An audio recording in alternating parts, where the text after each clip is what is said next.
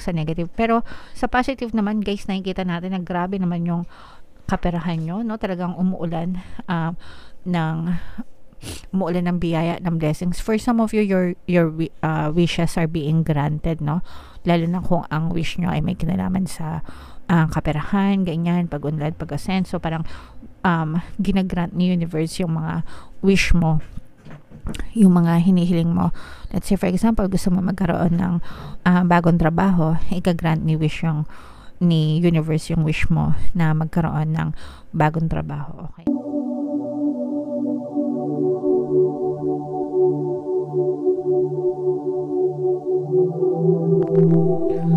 Hello guys, hello Aries, welcome back to Pinay Pixie Tarot. Ang pamagat ng ating episode for tonight is New Moon Kapalaran para ngayong November to December para sa Aries, Sun, Moon, Rising, Sign, and Venus. Shuffle ko yung cards guys, hanapin ko yung energy ng Moon at saka yung energy ng Aries.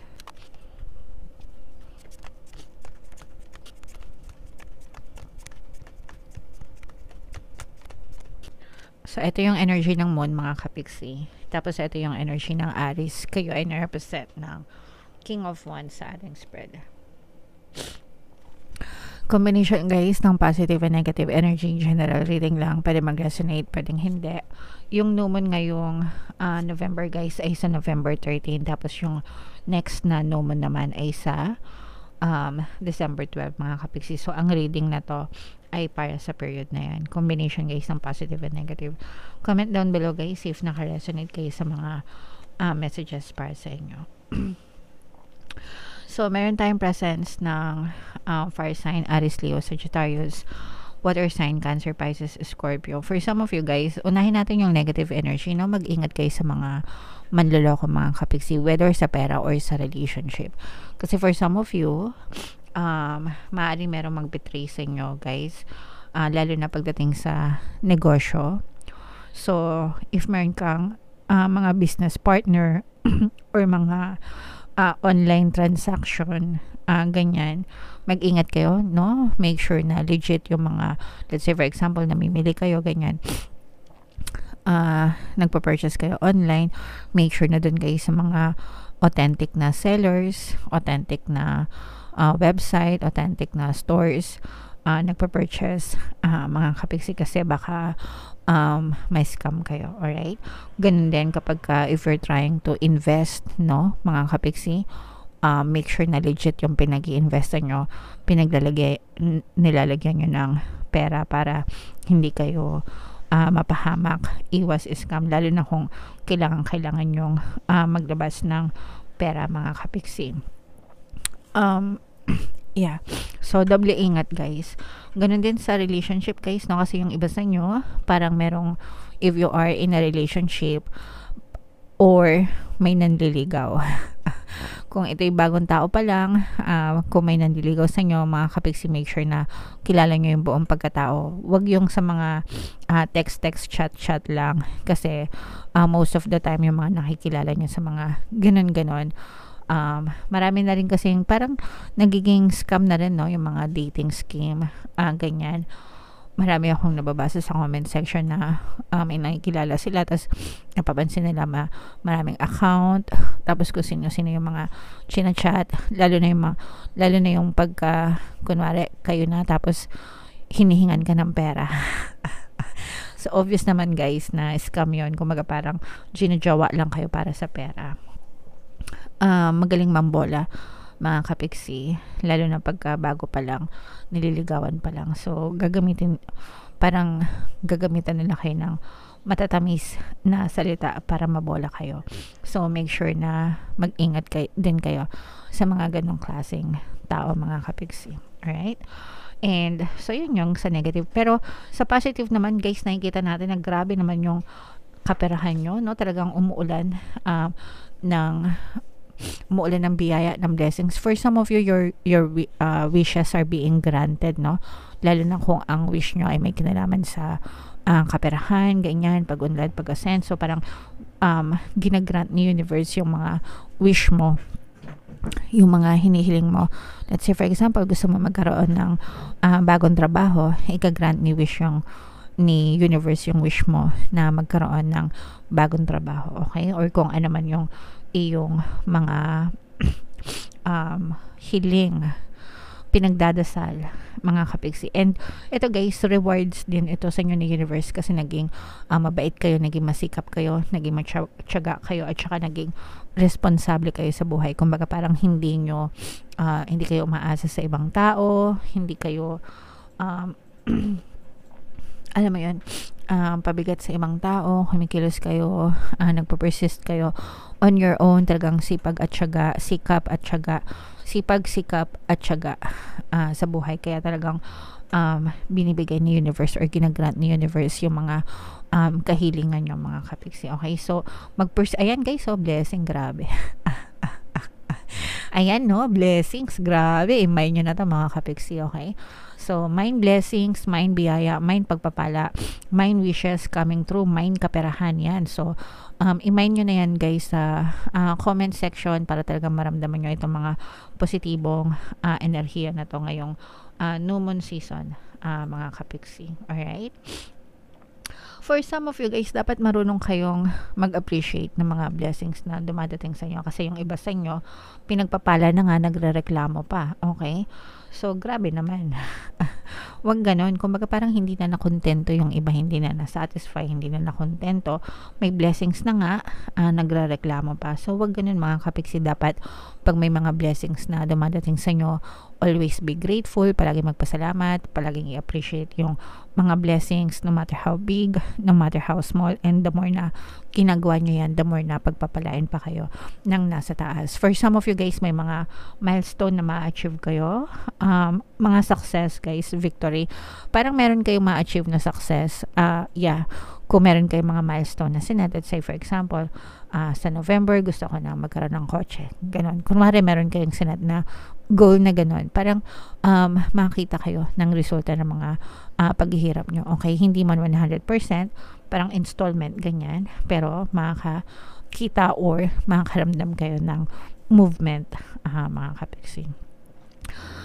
For some of you guys, you are also being advised na magpahinga and take good care of your health, kasi yung iba sa inyo parang medyo exhausted, napapagod kasi yung iba sa inyo sobrang sipag, mga kapiksi. Ibig sabihin kilos ng kilos, trabaho ng trabaho, overtime ng overtime, na compromise na yung inyong pagpapahinga. So importante rin na magpahinga kayo mga kapiksi. Importante na maging responsable tayo, masipag, pero importante rin na binibigyan natin ng sapat na panahon yung ating sarili para makapagpahinga, makapag-recharge. Huwag nating hayaan na madrain yung ating energy. Kailangan natin yun mga kapiksi. Alright? Okay, so super positive Aries na except for this energy ng Mandoloko. So ito yung warning, babala, pero other than this guys, puro blessings naman, yung blessings sa tagumpay naman yung nag-aantay sa inyo. So yung mga positive guys, i-highlight nyo, i-mind nyo, i-claim nyo sa comment section. And then yung mga negative, wag natin pagbuhusan ng energy, bagos mag-ingat na lang sa inyong mga actions. Alright, so comment down below, Aries, if feeling nyo nakaresonate kayo dyan. Buno tayo ng additional na message para sa inyo guys. Shuffle ko to.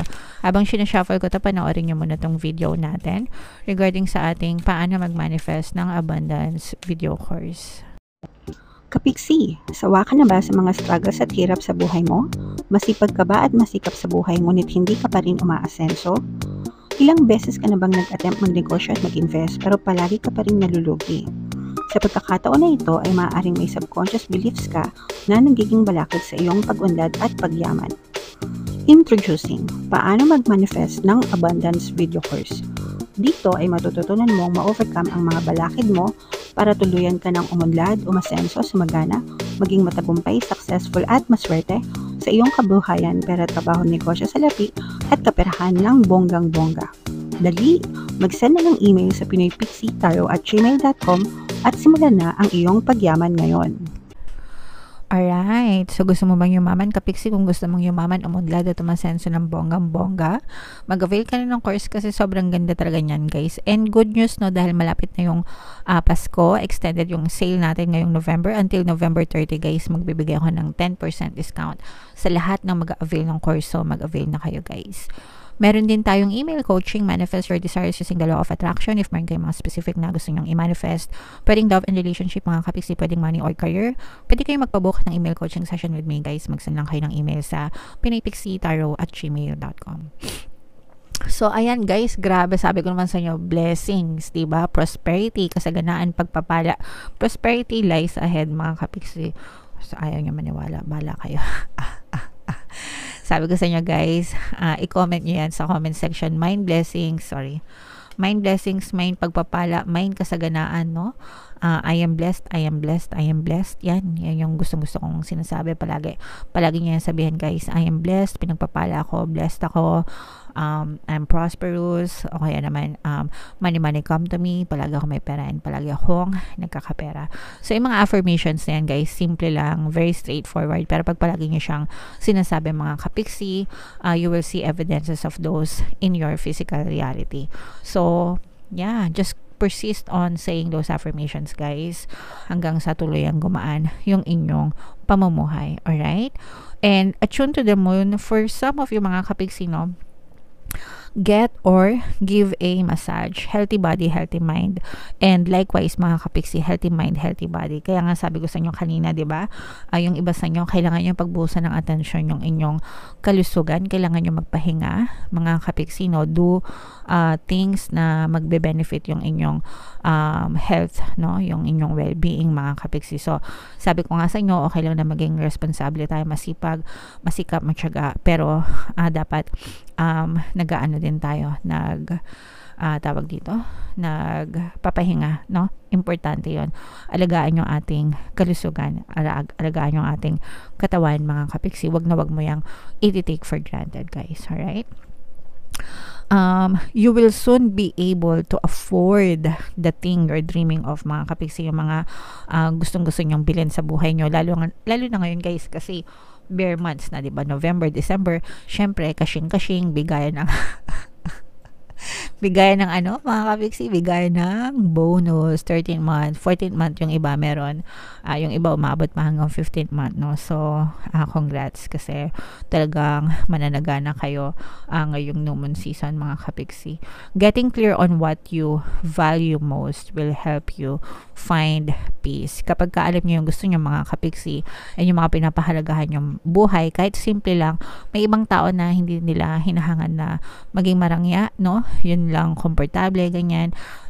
Basta peaceful sila, walang utang, nakakain, diba? Masaya na. So, yun yung importante, yung magkaroon ng peace of mind. Kasi yung iba, kung ano-ano, may kotse nga, may bahay nga, pero puro loan naman, puro utang naman. So, hindi rin sila nakakatulog ng mahimbing. So, yun yung ibig ko sabihin, may mga difference. Pero kanya-kanyang preference yan, mga kapiksi. Wala namang masama. It's okay na maghangad ng mga upgraded na lifestyle as long as you can support it, mga kapiksi. Take some time out to pamper yourself, guys, no? Magpahinga, no? Enjoy nyo. Treat yourself. Deserve mo yan, diba? Deserve mong kumain sa labas, deserve mong magpamasahe, deserve mong magpa-parlor, deserve mong manood ng sine, deserve mong magpa-food spa, or kung ano man. Kung ano man yung peg mo, mga kapiksi, no? Basta treat yourself because you simply deserve the best, mga kapiksi. Alright? For some of you guys, ito na yung tamang pagkakataon, no? Start a standing order to a savings account, no matter how small. Savings account, mga kapiksi. Kung wala naman kayong sa mga bangko, kasi di ba may mga requirements sila na kailangan mo ng mga ID, ganyan, or sometimes nanghingi pa yun ng mga tawag dito, mga ITR, tawag dito, business permit, kung ikaw ay negosyante, ganyan. Basta yung ibang mga commercialized banks na malalaki, marami silang mga hinihingi requirements, whereas yung iba naman, ID lang sapat na. Pero minsan, yung iba wala, kahit ID wala. Lalo na ngayon, postal ID, diba? Naka-halt yung kanilang operation. So, pag hindi kayo makapag-open ng savings account, kahit ano lang, guys, alkansya, diba? Nako, simula nung bata ako, mahilig na ako mag-alkansya, mga kapiksi. So, yeah, gawin nyo yun, mga kapiksi. Kailangan, importante yun. na nagsisave tayo para sa ating future mga kapiksi. Kung ayaw nyong gawin para sa sarili nyo, at least gawin nyo para sa mga anak nyo, no? Para sa mga anak nyo na lang, lalo na kung may mga anak na kayo, maawa kayo sa kanila. Alright? Okay. So, comment down below, Aries, if naka-resonate kayo dyan. Guys, ito yung ating 2024 money kapalaran, no? Kung hindi nyo pa napapanood, panoorin nyo na. Super nice, super ganda talaga, guys. And ito naman yung ating success stories ng paano mag-manifest ng abundance video course. Thank you for liking, sharing, and subscribing mga kapiksi. And see you again next time. I love you all, guys. Have a nice day. Bye-bye.